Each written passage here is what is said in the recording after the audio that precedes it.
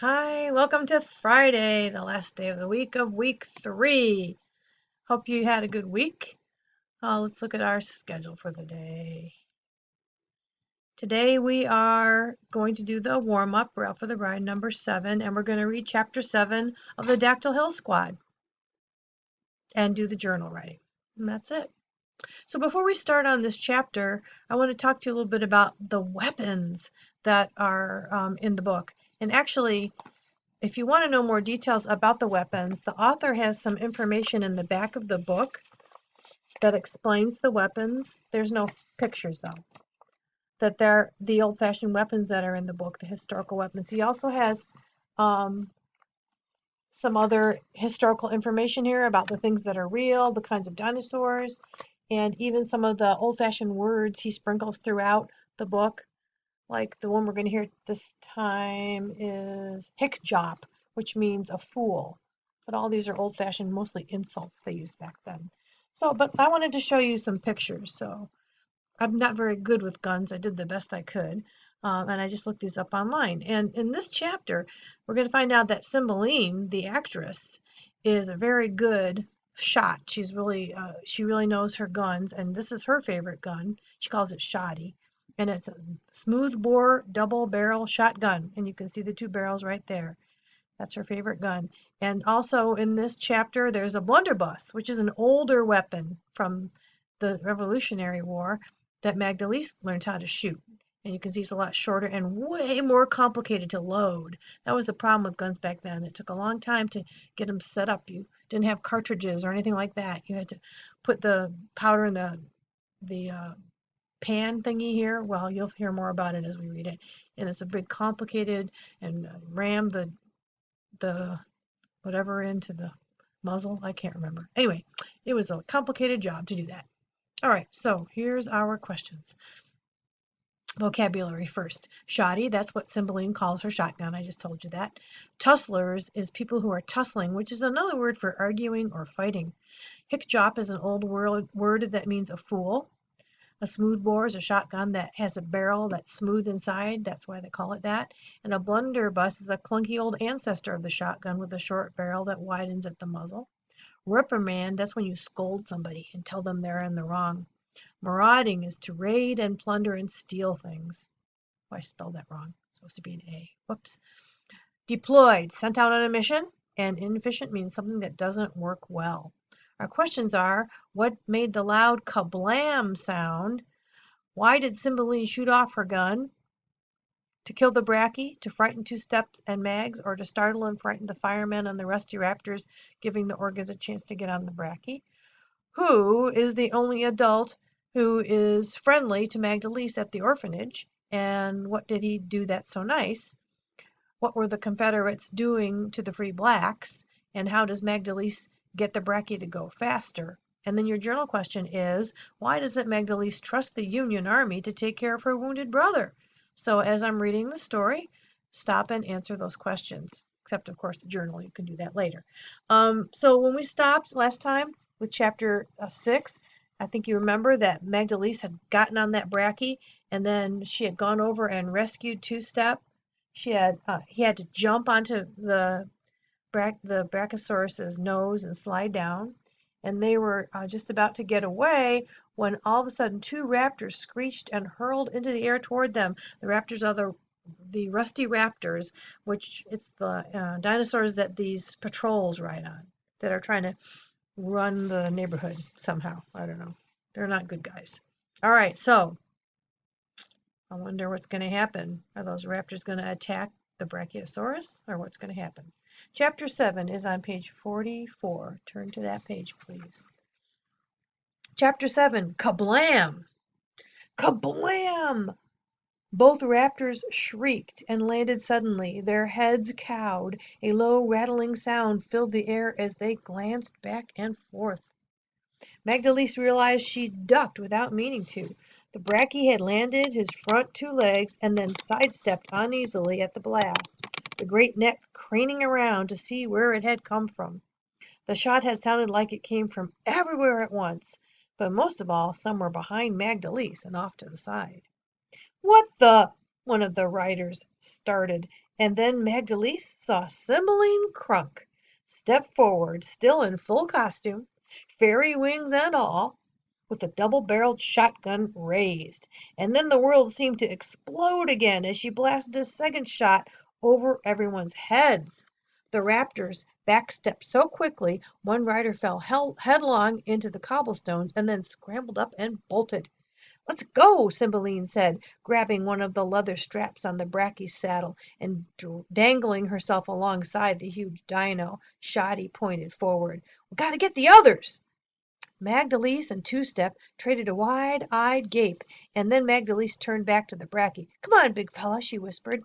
Um, did you just talk to the dino?" Two Step asked. With a harumphing sound that Magdalise wasn't sure if everyone could hear, or just her, the Bracky strode into the crowd of stunned tusslers. "And did it listen to you?" Two Step asked. "Mind your business," Magdalise snorted. "This is Rusty Wrapped," said one of the riders. "Ah, shut it, Hick Jop," Cymbeline ordered. The rusty raptors all clammed up accordingly, eyes wide. "My smoothbore will blast a hole or 12 in each of you while you're sitting there fiddling with the ramrod of your grandma's blunderbuss there." There was a pause, and the riders looked back and forth at each other uneasily. "Now scatter, you moose-faced loobies!" The rusty raptors didn't seem to have to be told twice. She was right, after all, and anyway her tone left no room for discussion. "I think I'm in love," Two Step said. Magdalise rolled her eyes. "She's out of your league, bro." She squinted into the shadows. "Everyone climb on. We got to get back to the asylum." Mapper dashed out into the open, followed by Amaya and little Sabine. Finally Halsey Crunk stumbled out too, his tears tracing tiny rivers through the soot on his face. And then Marietta Gilbert Smack, the hem of her long, elegant skirts coated in the grime of the raptor claw. Marietta is the nice matron. She's going to go along with them. "Which way?" Magdalise asked. Once everyone had piled on, the Bracky had stomped out of the plaza and into the darkened streets of Manhattan. The yells of fighting and sharp crackle of smashing glass blended with the dinosaur growls and the occasional musket shots in a rising tide of terror that seemed to seep from the streets all around them. Now they stood by the black waters of the Hudson River, gazing out at the few scattered lights of New Jersey. "North," Mapper reported from behind Magdalise. "Duh," Magdalise snapped back. "Which way is north?" "Right," Cymbeline and Mapper said at the same time. "Got it." Magdalise put her face against the Bracky's big warm neck and thought about the route along the river up 42nd Street, then 5th Avenue where the orphanage was. Safety, or the closest thing to it anyway. The Bracky swung right and lumbered forward. She just had to think about the route, and the Bracky knew that can connect. The Colored Orphan Asylum had never really felt like home to Magdalise. Those long, cold hallways echoed with footsteps and sobs. The matrons, their faces usually tight, mouths full of reprimands, scolding, and clunkily adjusted names. The only friendly face beside the other kids was old Mr. Calloway's. He'd slip Magdalise and the others candies sometimes, and they heard him humming to himself to the swish of his broom and squeak of his well-shined boots as they fell asleep. You got to guess that he's a custodian maybe because he's got a broom, and you can see that he does nice things like gives them candy and hums to himself. So he's the one person that's nice, the one grown-up that's nice to Magdalise. A shot rang out, not far away. Everyone huddled close, and the Bracky picked up his pace a little. Cymbeline loaded a few more shells into her shotgun and drew a long breath. Magdalise scanned the dimly lit shacks on the far side of the street. Nothing stirred. In the distance, a few sauropods loomed over the rooftops of those huge dino-feed storehouses, long, graceful silhouettes against the cloudy night. Surely the National Guard would be deployed with riots this bad, but most of them were probably down in Pennsylvania, where the Confederates were said to be making a desperate stab into the Union territory, marauding through the farmlands and capturing free blacks to send south to slavery. And somewhere down there, that's your answer to the question about What did they do to the free blacks? Send them to slavery. And somewhere down there, Montez lay in a hospital bed, or maybe on some dirty floor, unconscious and wounded.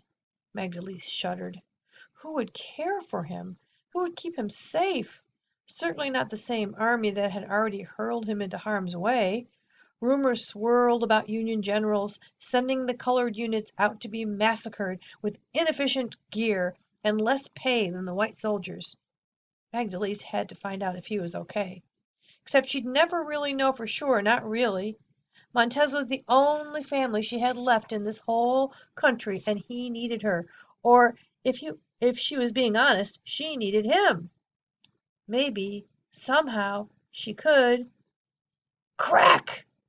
Before we find out, answer the question about why Magdalene, or think about the question about why Magdalene doesn't trust the army to take care of her brother when he's wounded. They send the colored units out to get massacred, that means killed, and they don't have good gear. They have crappy gear. They don't treat them well. Don't treat them as well as the white soldiers. Okay, let's get back to crack. Crack! The gunshot was much closer this time, only a block away. Another one rang out, even closer, and then the shriek of a raptor. Magdalene could just glimpse figures moving through the darkness. Were they coming toward where the brackies strode alongside the river? She couldn't tell. A small, roundish shape scattered along the ground nearby. Then another. Magdalene squinted through the darkness. A herd of tiny micro-triceratopses scuttled past, squealing and grunting. Little guys were like baby hornless trikes. They served no discernible purpose in society, Dr. Barlow Sloane insisted, somewhat caustically, in the Dino Guide, except to get in the way and occasionally to be household pets. The Brachiosaurus paused to watch them hurry off, and hooted sympathetically. Magd, Two-Step whispered, since you seem to be able to wrangle this Brachie pretty well, would you tell her to, hurry? He. What? The Brackie's a he, not a she. And, yes, Magdalene didn't even close her eyes or concentrate too hard this time. She just thought, go. And then they were blasting along beside the Hudson at a breakneck gallop, the wild night rushing through her hair, and for a few flickering seconds she felt like everything might somehow be all right. Let's look at that map for a second. I'm having a hard time. Oh, I can see, yeah. So they're down here at the Zanzibar Theater, and they're trying to get up here to the Colored Asylum. And this is the Hudson River right here. This is the Hudson River right here on this side. So they're going up along here, and then they're going to cut across there to get to the Colored Asylum. Going as fast as they can. All right. So I can't remember what our journal question was. It was, that was what we talked about. Why doesn't Magdalene trust the Union Army to take care of her wounded brother? So go back to 47 and find the answer to that. Write in a complete sentence for me, please. And that's it for today. We'll see you on Monday for Chapter 8. Have a great weekend, guys.